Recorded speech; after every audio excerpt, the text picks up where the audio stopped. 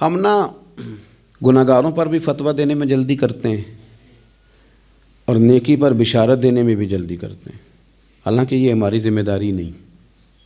پتہ نہیں اللہ تعالیٰ کس کو کب توفیق توبہ دے کے اپنے قریب کر لے، لیکن بڑی جلدی ہے، بڑی جلدی فتویٰ دینے میں۔ اور یہ فتویٰ اب صرف مفتیوں کا نہیں رہ گیا، یہ میری طرح کے آپ کی طرح کے ڈھیروں لوگ ہیں جنہوں نے جیبوں میں فتوے ڈالے ہوئے ہیں۔ بھئی آپ نے کیوں ذمہ داری لے لی ہے جنت میں داخل کرنے کی اور نکالنے کی؟ یہ تو میرے رب کریم کا کرم ہے، وہ جس کو چاہے جب چاہے جتنا چاہے عطا کرے۔ لیکن کچھ لوگ نا بڑے پکے ہو گئے ہیں کہ شاید جو میں سوچ رہا ہوں وہی درست ہے۔ کبھی کبھی کچھ چیزیں عجیب بھی ہوتی ہیں، لہذا خدا کی رحمت پر بھروسہ کر کے بات کرنی چاہیے، اپنی مرضی کے فتوے نہیں داغنے چاہیے۔ وہ دیکھو جی فلانا بندہ یوں کر رہا ہے، آپ کو پتہ ہی نہیں پوری بات کا، آپ کو علم ہی نہیں پوری بات کا۔ حضرت بہاءاللہ نقشبند بخاری رحمۃ اللہ علیہ فرماتے ہیں میں حج کرنے گیا تو وہاں میں نے ایک آدمی کو کروڑوں کا کاروبار کرتے دیکھا، تو میرے دل میں خیال ہے یہاں بھی اللہ اللہ کرنی چاہیے تھی، دنیا داری کر رہا ہے۔ لیکن فرماتے ہیں حج سے فارغ ہوئے تو میں نے دیکھا وہی بندہ سارا کچھ رب کی بارگاہ میں خیرات کر رہا ہے، اور سینکڑوں غریب حاجی ہیں جن کو پورے خرچے دے رہا ہے۔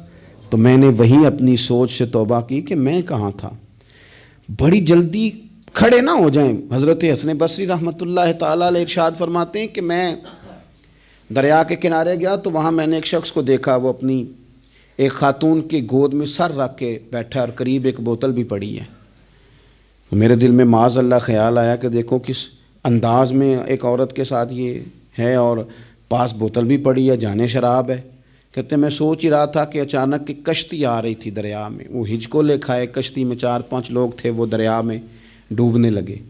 وہ آدمی تیزی سے اٹھا، دریا میں چھلانگ لگائی، پہلے ایک کو نکالا، پھر دوسرا نکالا، پھر تیسرا نکالا، ایک بندہ رہ گیا۔ کہنے لگا حضور مجھے تو آپ نے گناہگار سمجھا ہے، میں تو بڑے غلط انداز میں یہاں بیٹھا ہوں، آپ نے جو سوچا چلیں گے چوتھا بندہ آپ نکالنا ہے، کرے نا یہ کام، کرے نا یہ کام۔ بڑے بھولے بھالے بڑے اللہ والے، ریاض آپ کو بس ہم ہی جانتے ہیں، اتنی جلدی فتویٰ۔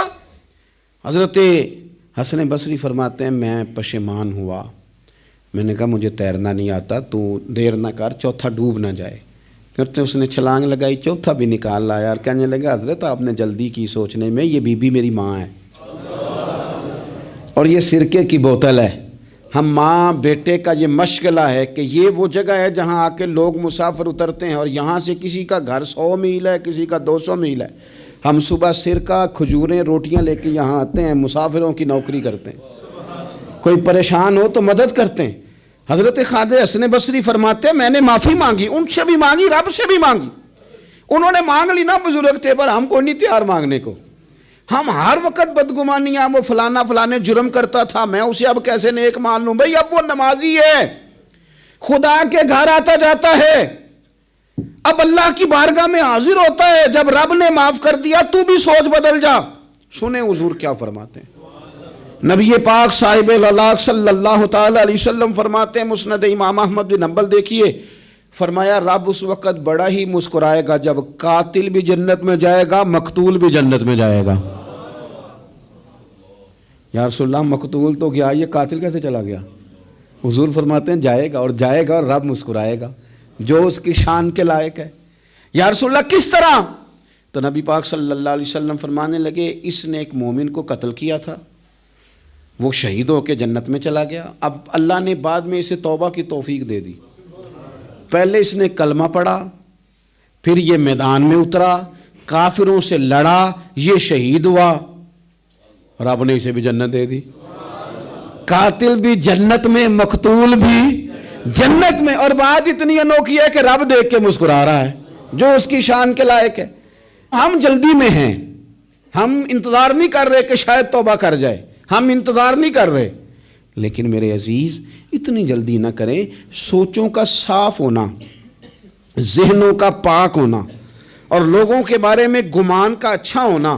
میں کہتا ہوں کہ ہم اپنی غلطیوں سمیت اپنے آپ سے بڑا پیار کرتے ہیں، اور دوسرے کی ایک غلطی نظر آ جائے تو ہمیں گھن آنے لگ جاتی ہے۔ آپ جلدی نہ کریں، مالک نے موقع دیا ہے بندوں کو، نہ وہ کسی کا رزق چھین رہا ہے، نہ سانسیں چھین رہا ہے، وہ اپنی زمین پہ چلنے بھی دے رہا ہے، رہنے بھی دے رہا ہے۔ تو جب اس نے موقع دیا ہے، آپ بھی تھوڑا موقع دیں، اللہ بڑا کریم ہے، دروازے کھولے گا، اس کے بندے اس کی بارگاہ تک پہنچیں گے۔